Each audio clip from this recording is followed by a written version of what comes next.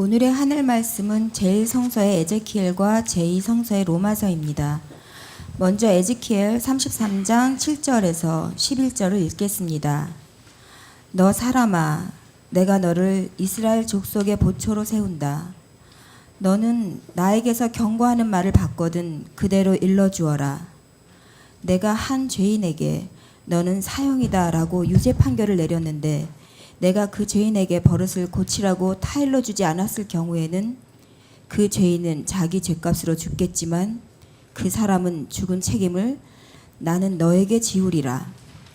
그러나 내가 그 죄인에게 마음을 바로잡아 버릇을 고치라고 타일러 주었는데도 그가 마음을 바로잡아 버릇을 고치지 않았다면 그는 자기 죄값으로 죽겠지만 너는 죽지 아니하리라. 너 사람아, 너는 이스라엘 족속에게 일러라. 우리가 거역하며 저지른 자신의 죄에 깔려 죽게 되었는데 어떻게 산단 말이냐 하는 자들에게 일러주어라. 내가 맹세한다. 죄인이라고 해도 죽는 것을 나는 기뻐하지 않는다. 주 야훼가 하는 말이다. 죄인이라도 마음을 바로잡아 버릇을 고치고 사는 것을 나는 기뻐한다. 그러나 너희는 돌아오너라. 나쁜 버릇을 고치고 돌아오너라. 이스라엘 족속아, 어찌하여 너희는 죽으려고 하느냐. 이어서 로마서 13장 11절에서 14절 말씀을 읽겠습니다.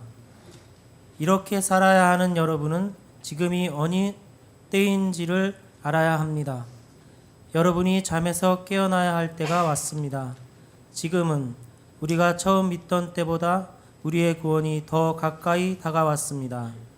밤이 거의 새어 낮이 가까웠습니다. 그러니 어둠의 행실을 벗어버리고 빛의 갑옷을 입읍시다. 진탕 먹고 마시거나 취하거나 음행과 방종에 빠지거나 분쟁과 시기를 일삼거나 하지 말고 언제나 대낮으로 생각하고 단정하게 살아갑시다. 주 예수 그리스도로 온몸을 무장하십시오. 그리고 육체의 정욕을 만족시키려는 생각은 아예 하지 마십시오. 다 함께 로마서 13장 12절 말씀을 읽겠습니다. 밤이 거의 새어 낮이 가까웠습니다. 그러니 어둠의 행실을 벗어버리고 빛의 갑옷을 입읍시다. 이 말씀으로 귀한 깨달음과 결단이 있으시기를 바랍니다.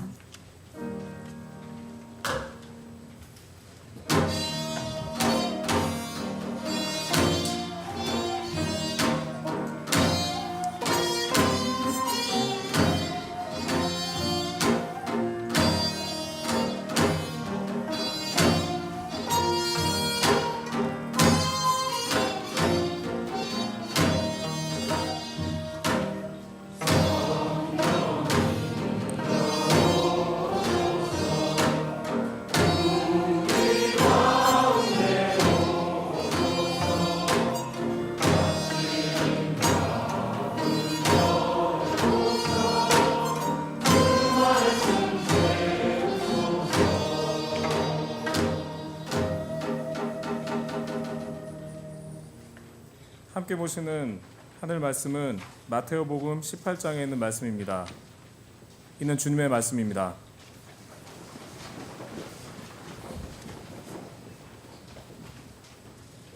어떤 형제가 너에게 잘못한 일이 있거든 단 둘이 만나서 그의 잘못을 타일러 주어라. 그가 말을 들으면 너는 형제 하나를 얻는 셈이다. 그러나 듣지 않거든 한 사람이나 두 사람을 더 데리고 가라. 그리하여 두 사람이나 세 사람의 증언을 들어 확정하여라 한 말씀대로 모든 사실을 밝혀라. 그래도 그들의 말을 듣지 않거든 교회에 알리고 교회의 말조차 듣지 않거든 그를 이방인이나 세리처럼 여겨라. 나는 분명히 말한다. 너희가 무엇이든지 땅에서 매면 하늘에서도 매일 매여 있을 것이며 땅에서 풀면 하늘에도 풀려 있을 것이다. 내가 다시 말한다. 너희 중에 두 사람이 이 세상에서 마음을 모아 구하면 하늘에 계신 내 아버지께서는 무슨 일이든 다 들어주실 것이다. 단 두세 사람이라도 내 이름으로 모인 곳에는 나도 함께 있기 때문이다. 이는 주님의 말씀입니다.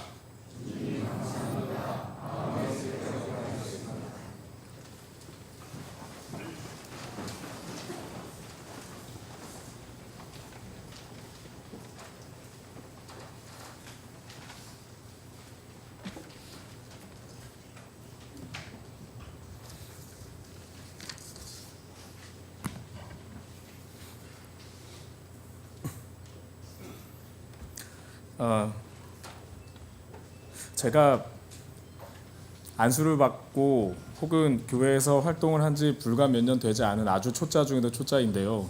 저한테 굉장히 못된 버릇이 하나 있습니다. 그것은 하는 뜻 펴기 준비하는 것에 있어서 그 최종 마무리를 주일 새벽에 하는 것입니다. 그래서 이게 사실은 좀 가장 좀 이렇게 에너지가 좀 넘칠 때 이 자리에서 여러분과 함께 이렇게 하는 것이 늘 좋다고 생각을 합니다만 어느 틈엔가 저한테 그런 버릇이 생겨서 주일 새벽에 거의 잠을 자지 못하는 그런 일이 있죠. 그래서 제가 물론 그래서 뭐 크게 피곤하고 그러진 않습니다만 약간의 피곤함이 늘 있는 상태인데요.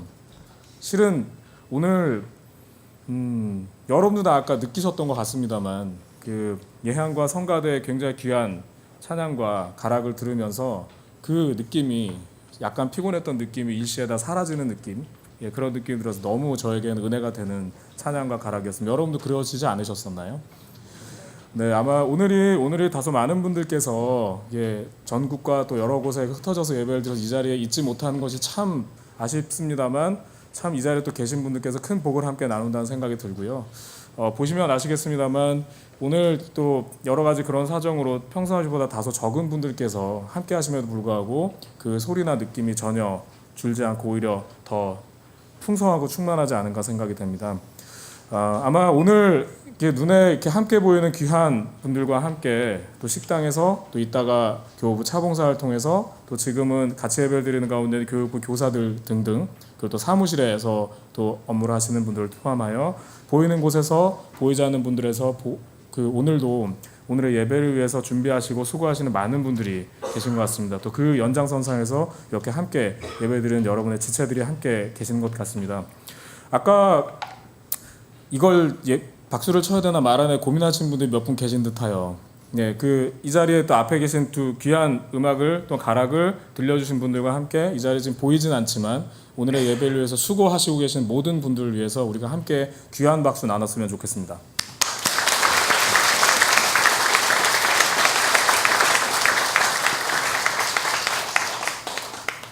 추석 연휴가 시작되었습니다.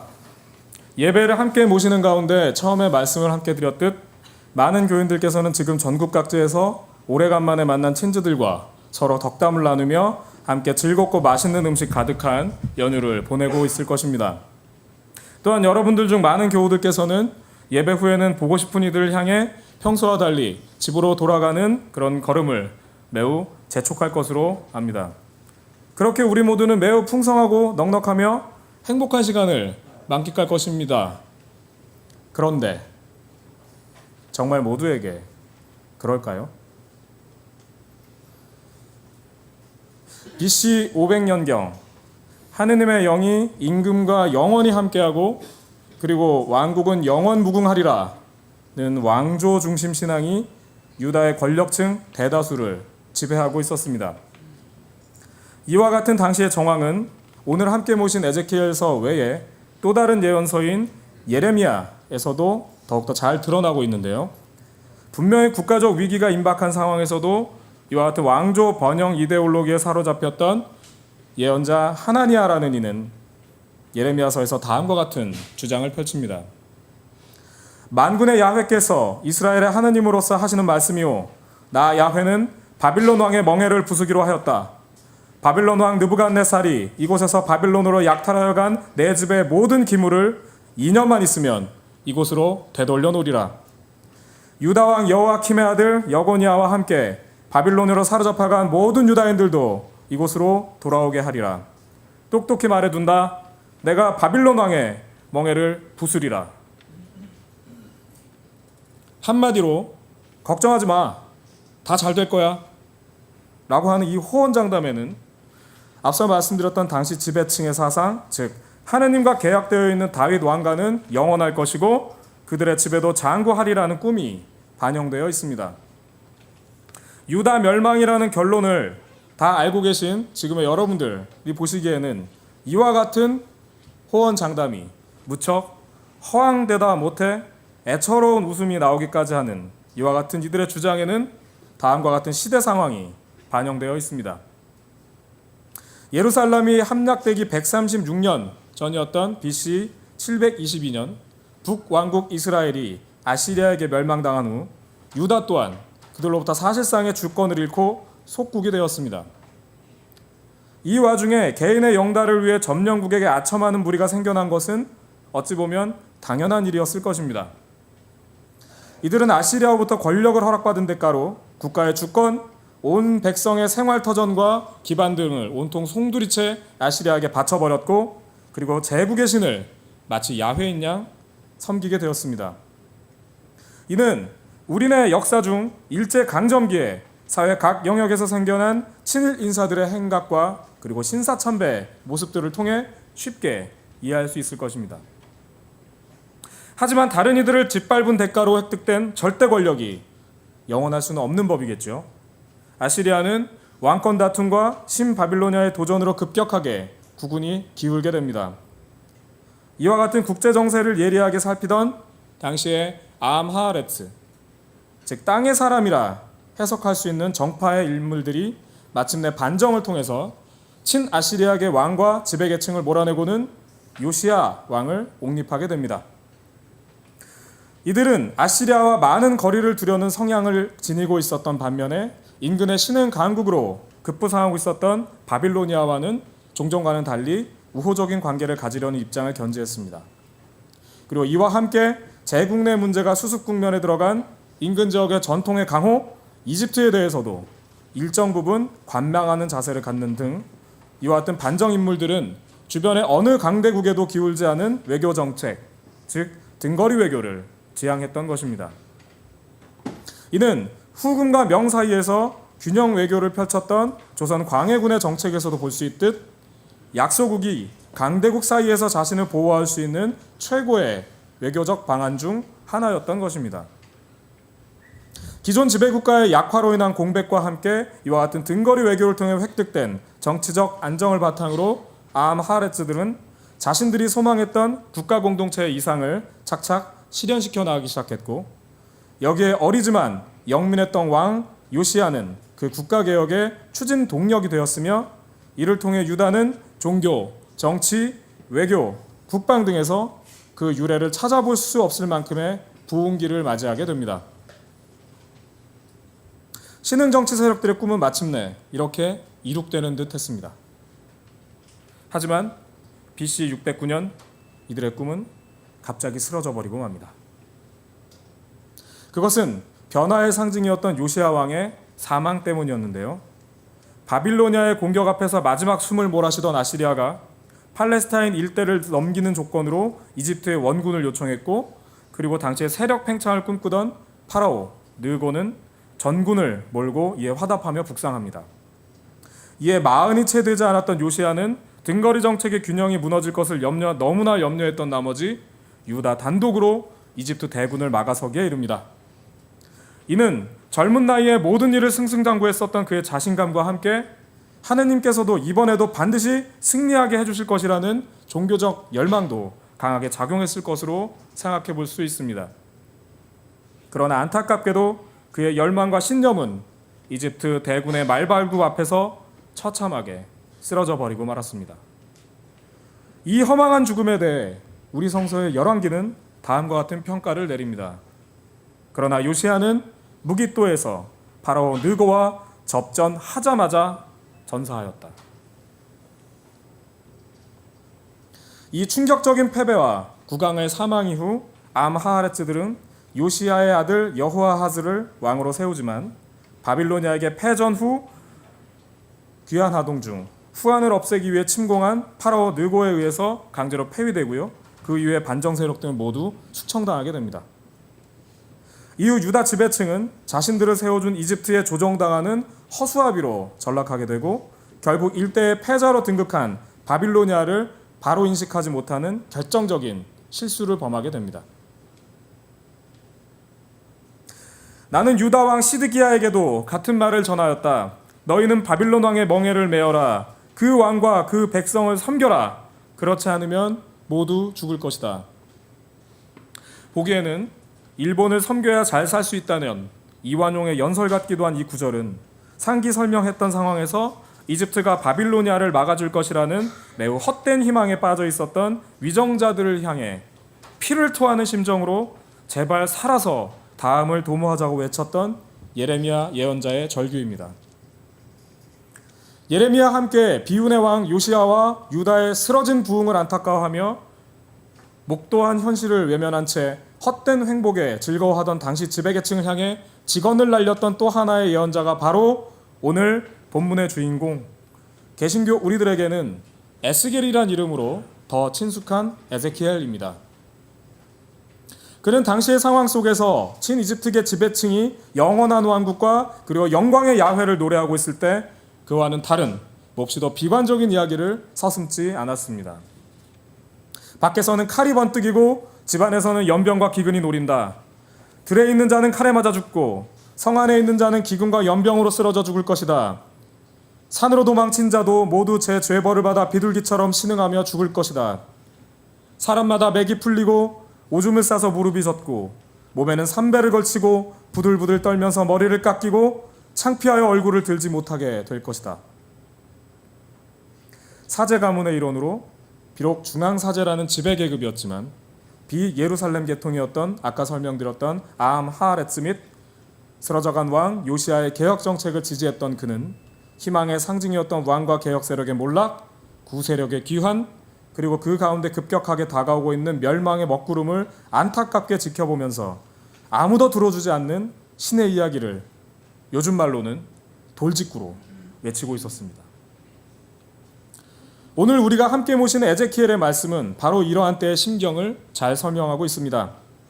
해야 될 바를 하고 있기는 하지만 아무도 들어주지 않는, 아마도 같은 가문인 사제들로부터는 조롱을, 정치인들에게는 경멸을, 그리고 살기 바쁜 서민들에게는 무관심을 받았을 그의 목소리에서는 점차 힘이 빠져나갔을 것입니다. 그러한 때에 전해지는 신의 음성은 바로 이것이었습니다. 내가 너를 파수꾼으로 세웠는데 너는 그것을 하고 싶지 않으냐? 그 성의 임박한 재앙을 피할 수 없어 사람들이 죽는 것은 어쩔 수 없다 하더라도 그 재앙이 임박했다고 외치지 않은 파수꾼에게 죄 없다 말할 수 있느냐? 너는 알고 있지 않으냐? 아무도 들어주지 않는다고 말하지 않는다면 저에게 잘못이 없다 하겠느냐? 너는 파수꾼이다. 이후 국가 멸망을 직설적으로 외치던 그는 바빌로니아의 1차 침공 때 국왕과 함께 포로가 되어 슬픈 타향살이를 하게 됩니다. 그리고 마침내 BC 586년 예루살렘은 함락되었고 마지막 왕 시드기야의 두 눈이 뽑혔으며 성전은 잿더미가 되고 수많은 백성들이 비참한 죽음에 이르렀다는 소식을 이후 다가온 2차 포로민들을 통해 듣게 됩니다. 상상조차 할 수 없을 만큼의 절망적인 상황 앞에 선 에제키엘.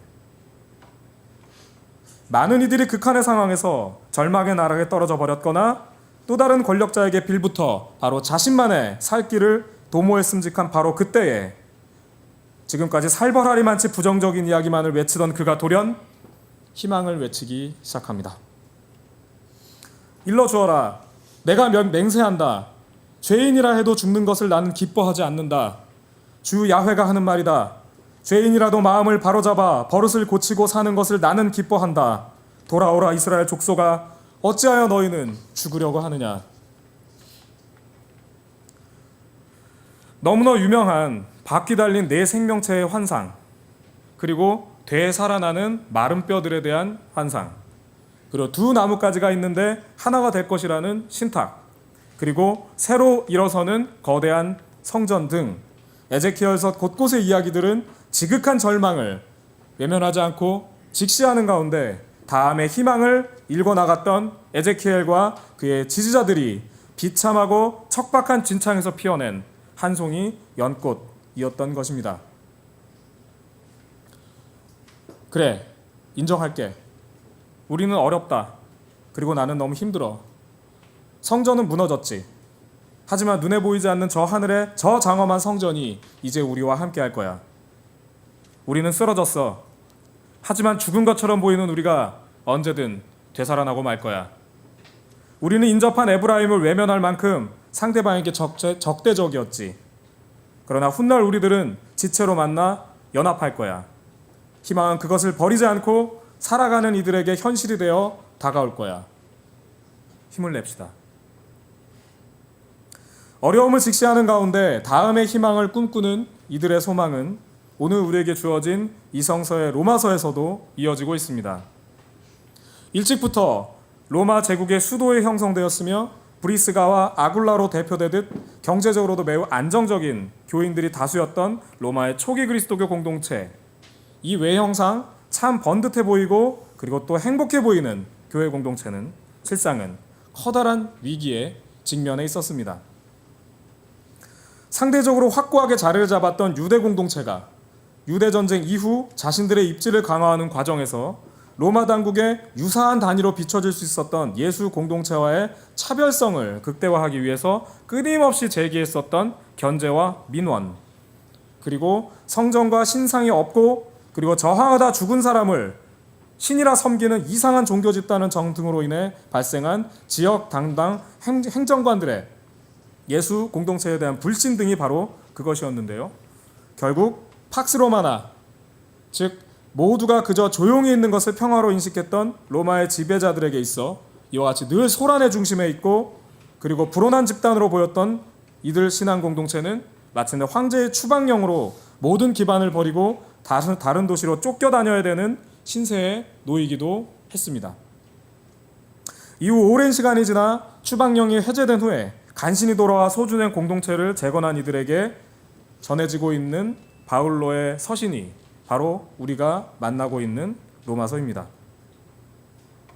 당시에 복음을 땅끝까지 전하라 라고 했던 사명을 문자적으로 지키려 했던 바울로에게 당시 지중해 주변인들에게는 땅끝으로 인식되던 스페인 선교를 위한 중간 기착지 및 물심양면의 지원을 받아야 할 동역자들의 공동체 로마교회는 참 소중한 모임이었던 반면 제국의 심장부에 있었던 이 공동체는 앞서 설명드렸던 이유로 인해 늘 불안함을 내포하고 있었던 것입니다.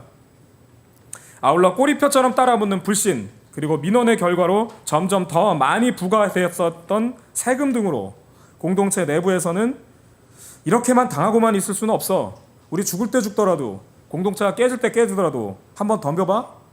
라는 식의 공세적인 행동을 취하자는 입장이 강하게 제기되기도 했었던 것으로 보입니다. 바울로는 이에 대해 부정적 시선이나 혐의를 거두지 않는 바로 그런 사람들의 그 대표적인 근거가 되는 오늘 읽고 있는 13장, 다시 말해 권력자에게 복종하는 것이 신의 뜻이라는 오늘의 본문은 바로 이러한 위기 상황을 반영하고 있습니다. 앞서 예레미야나 에스겔이 친바빌로니아의 인사로 비칠 수 있었던 것과 같이 오늘 로마서의 바울로는 친로마, 친권력적이라는 혐의를 얻기에 충분해 보임직도 합니다. 그러나 대통령에게 순종하는 것이 하느님의 뜻이라고 설교하던 대한민국 조찬기도의 기도문과 같은 이 구절은 이후에 무척 소름 끼치도록 놀라운 반전을 오늘의 본문을 통해 간직하고 있습니다. 이렇게 살아야 하는 여러분은 지금이 어느 때인지를 알아야 합니다. 여러분이 잠에서 깨어나야 할 때가 왔습니다. 지금은 우리가 처음 믿던 때보다 우리의 구원이 더 가까이 왔습니다. 밤이 거의 새어 낮이 가까워오고 있습니다.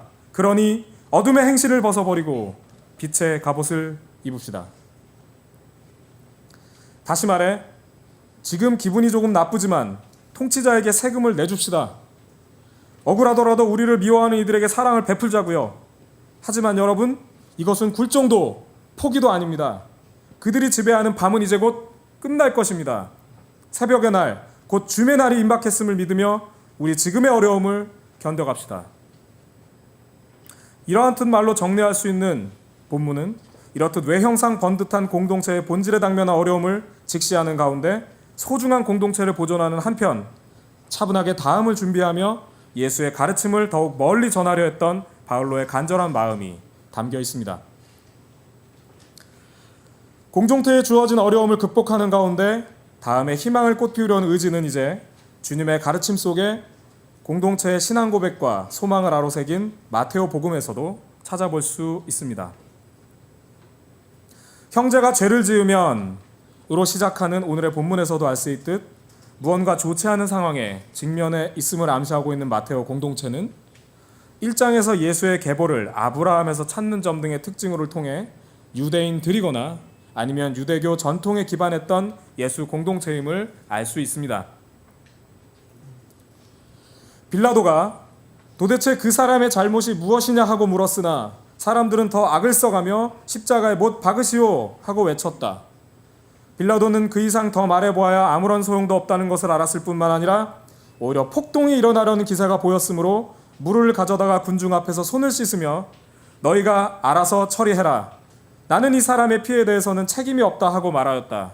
군중은 그 사람의 피해에 대한 책임은 우리와 우리 자손들이 지겠습니다 하고 소리쳤다. 민중에 대한 가혹한 처형과 그리고 잔혹한 탄압에 기겁한 황제가 총독직을 파면했을 정도의 바로 그렇게 무자비했었던 역사적 빌라도를 지금 읽어드렸던 마테오복음의 다른 이야기처럼 소리치는 대중에 겁박당하는 인물로 묘사하고 그리고요 예수의 복음에 대한 책임이 유대인들에게 있는 것으로 그리고 있는 본문의 다른 내용을 통해서 우리는 마테오 공동체가 또한 유대인 및 유대인들에게도 그러니까 유대 교인들에게도 상당한 반감을 가지고 있었음을 발견할 수 있습니다. 동족이었거나 오랫동안 같은 유대교를 믿었던 이들에게 마테오 공동체는 왜 이토록 강한 거부감을 가지고 있었던 것일까요? 이것은 주 70년 이후에 일어난 반로마 무력 시위 및 예루살렘 함락 직후의 상황에 기인합니다. 이 와중에서 어떤 로마계 랍비들은 독립운동을 벌였던 세력들을 비판하면서 로마에 투항을 하고 그리고 그 대가로 목숨을 건집니다.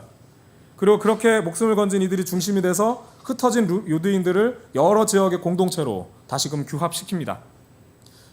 이후 로마에게는 더 이상 유대인 공동체가 제국에게 위험한 존재가 아니라는 것을 계속해서 끊임없이 변증을 하고 그리고 안으로는 그와 같이 유사한 소요나 극단적인 행동을 더 이상 하지도 못하도록 율법을 통해서 강하게 통제했습니다. 이 와중에서 조금이라도 이상하다고 여겨지는 존재들은 율법의 이름으로 이단이 되어 처단됐고 이에 따라 예수의 가르침을 따르는 이들은 당연스레 배척의 대상이 되어갔습니다. 결국 예루살렘 파괴와 학살이라는 광풍과 함께 공동체로부터의 배척이라는 이중의 아픔을 이 공동체는 겪었던 것입니다.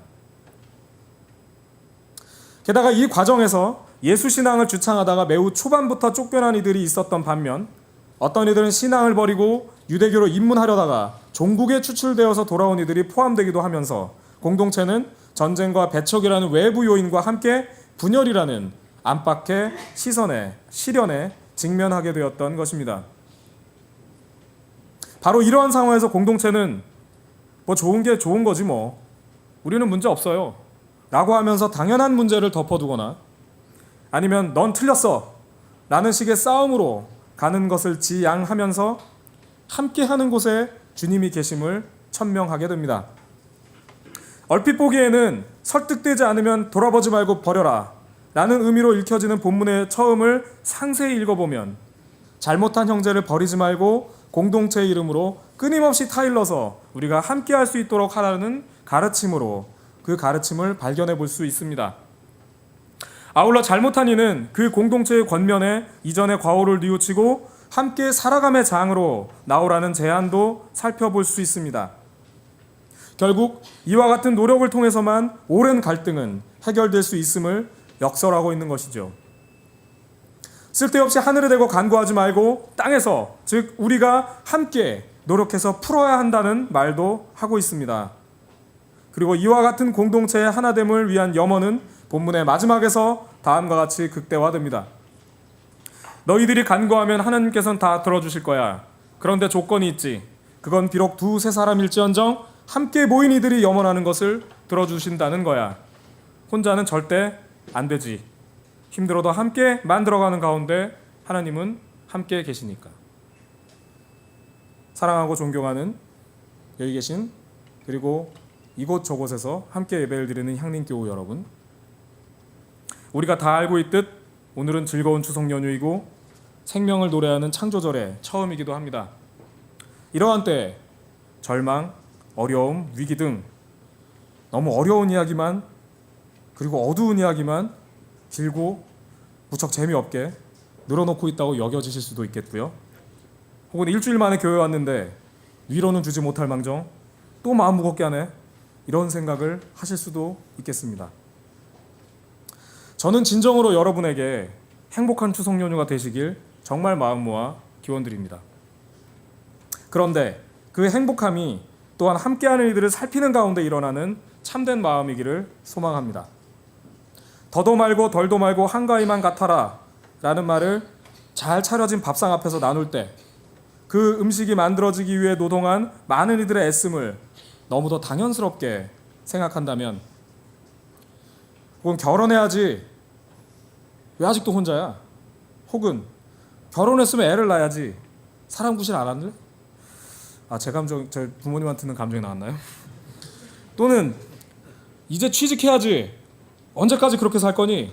등 무수히 아픈 말을 어른의 덕담이라는 이름하에 일방적으로 풀어놓는다면 그 행복함이란 기실, 함께하는 이들의 현실을 외면하여 얻게 된 허상일 것입니다.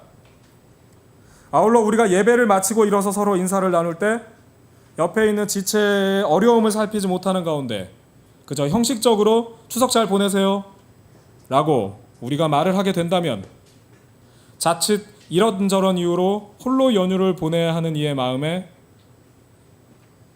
혹은 연휴 내내 아파하는 가족의 병상을 지켜야 하는 교우들에게 휴일이 지나자마자 걸려올 수도 있는 입금하라는 독촉 전화가 무척 긴장되는 사람들의 마음과, 그리고 이제부터 수시가 시작되는 마음을 졸여야 하는 수험생과 그 가족들에게 이 밖에도 알지 못하는 이런저런의 일들로 인해 바로 그들에게 무척 날카로운 말의 비수를 던지는 격이 될 수도 있습니다. 상대방의 마음과 정황을 잘 살펴 그 혹은 그녀와 함께 더불어 아울러 우리 공동체 구성 모두에게 따뜻한 마음 가득한 추석이 되기를 마음 모아 기원합니다. 끝으로 이 사회의 행복이 실은 무척 슬픈 이들의 상황을 도외시하고 얻어지는 어떤 것이 될 수도 있음을 기억하며, 민생경제 활성화 그리고 국론통합이라는 명분 등 앞에서 슬픔도, 사랑하는 이가 죽어야 했던 원인이 무엇인지를 묻는 것도 비난받아야 하는 지금의 세월호 가족들과 함께하는 추석이 되기를 마음 다해 희망합니다. 그것은 비단 그 연휴 기간 동안에 광화문 농성장을 찾는 등의 적극적인 활동뿐만이 아니라 연휴 중 가족 예배 및 모임 가운데 이것과 관련된 의미와 진실을 나누고, 그리고 연휴 이후 각자의 삶의 자리 곳곳에서 계속 그 아픔과 진상규명을 향한 염원을 기억해내는 내적인 활동 또한 함께 나누는 소중한 연대라고 생각합니다. 다른 이의 슬픔을 외면하고 얻어지는 기쁨은 본질적으로 허상일 것이고, 종국에는 자신의 슬픔에 직면했을 때 아무도 나와 함께 울어주지 않을 것입니다. 힘 있는 이들이 평화라 말할 때 그 이면에서 말하지 못하고 울고 있는 이들을 기억합시다. 그리고 각자의 삶의 자리에서 내가 그 힘 있는 이가 되어 어떤 일을 말 못하게 하고 있는 것은 아닌지 돌아봅시다. 우리 함께 이 시대와 공동체 그리고 각자가 지고 있는 어려움과 슬픔을 직면하고 끌어안읍시다. 그리고 그 한가운데에서 함께하는 이들과 함께 소박한 희망의 꽃 한 송이를 피워냅시다. 우리 그런 희망의 추석, 생명의 창조절기가 되시기를 마음 다해 기도합니다. 함께 침묵하겠습니다.